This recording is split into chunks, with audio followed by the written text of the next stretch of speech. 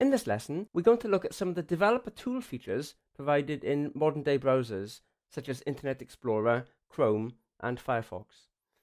So I have a simple document that I'm going to use as an example, scriptvideo.html. It's in your project files folder, and it plays videos when you click buttons on the web page. The videos are located here in the My Videos subfolder. So I'm going to open up the script video HTML file, first of all in Internet Explorer. And I'll allow block content so that JavaScript is going to work properly. Now the idea is that you enter a directory name and a video name, and then you click load, and it'll load the video from the file system or from a web server, and it'll play it automatically. And then you can pause it, rewind it, fast forward, change the volume, and so on. So before I do that, I'm going to bring up the Developer Tools window. The way you do that in Internet Explorer is through the F12 button. So F12 brings up Developer Tools. It gives you quite a lot of information actually about the environment of the web page and the script and the styles. It allows you to set breakpoints and so on, much like you would do in a normal programming language. So first of all, you can see on the bottom we have various tabs here. It allows you to view the HTML for the document. So we'll do that first. We can expand the various nodes to drill down into the document structure. So I'm going to just drill down here. Each of these represents the content of the document. So I'll find the button here that represents the do load, so that when I click on this button here, this is the button in HTML. If you click on the little arrow here, then you can actually select elements like so. Okay, so that's the load button that we have. On the right hand side, it shows all the styles which apply on that button, both the ones which are defined at a high level, such as on the body, and are therefore inherited by the button, plus the rules that you've defined on the button itself. And you can change these as well if you want to. For example, I can deselect an item so that the background color of yellow will no longer apply. Okay, so you can see now it's reverted back to the standard button format of grey. I can reselect it, and I could change it. So instead of yellow, for example, I might prefer green. Okay, so that's the styles. If you want to look at the whole style for the document, click on the CSS tab over here, and that'll show you all the rules that you've defined in your style sheet or that you've linked in from external style sheets. And again, you can change them if you want to. So maybe you don't want the buttons to display with an orange color. Maybe you prefer red. There you go. You can also look at the console. It's a useful technique when you're writing JavaScript to have console log statements in your web page. Rather than having 100 alert statements popping up, console log is a less intrusive way of charting your progress through the JavaScript in your document. So I have console log statements which have been included in my code, and you can see the output here. And you can also type code here if you wanted to. For example, I could say, there you go. So it's interactive. Okay, so that's quite a useful thing to be able to do. You can look at the script as well. So I've got quite a lot of script in this example, as you can imagine, for all the various different buttons. If I just scroll down through the script, I have a do load function here on line 50 that gets called when I click the load button, this load button here.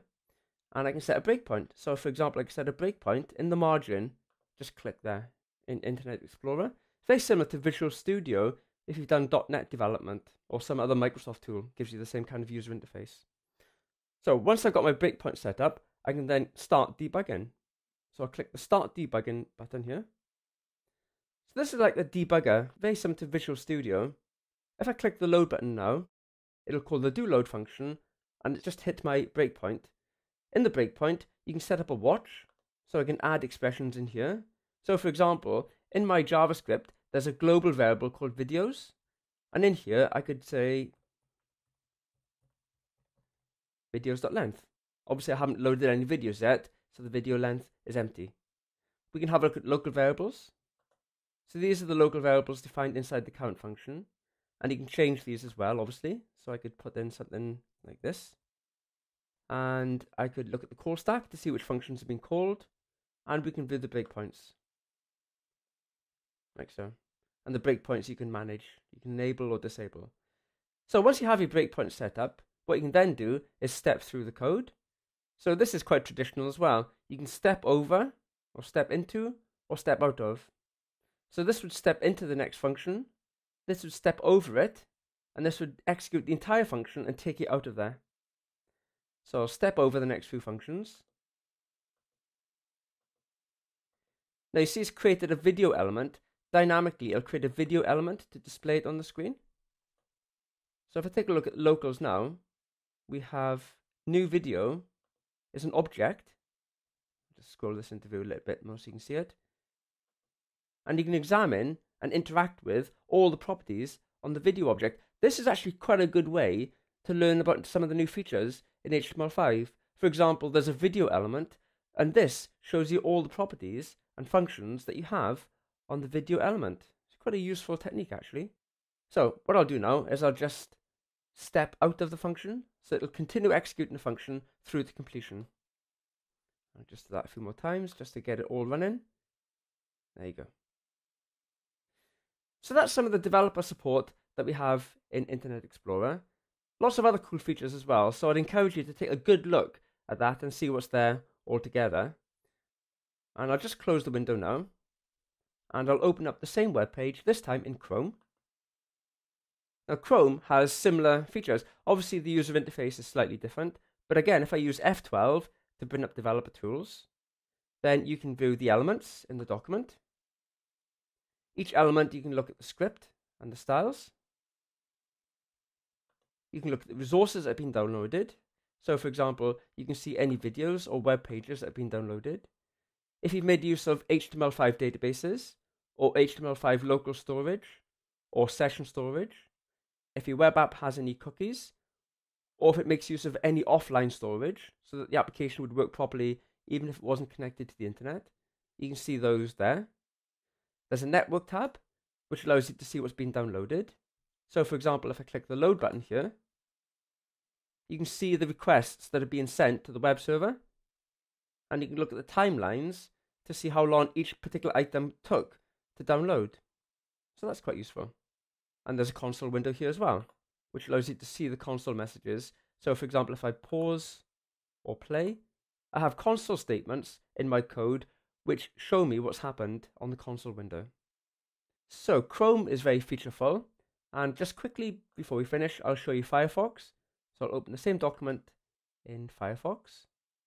With Firefox, developer tools isn't included by default, but what you have to do is to install from the internet Firebug, and then you can run Firebug via the tools menu.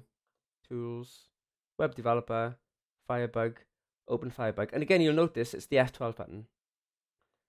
So Firebug has the same kind of capabilities. I'll just bring it into view a bit more so you can see it. You can look at the HTML in the document. You can examine and change styles. You can look at script. You can look at the DOM tree, and so on and so forth. So all of these tools make it a lot easier for you to develop applications, and they're very useful to help you learn what's actually supported in HTML5 and CSS3, so you can be more productive as a developer.